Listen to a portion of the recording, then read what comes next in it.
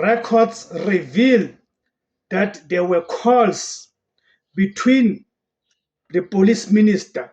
of course, is currently suspended police minister Senzo Mchunu, and controversial Brown Mokgotsi on the 31st of December 2024. The significance of the day, the 31st of December 2024, it is the day where Senzo Mchunu issued a letter which of course was a directive instructing or directing the National Police Commissioner, General Fanny Masemola, to disband the political king trust team, which of course has been based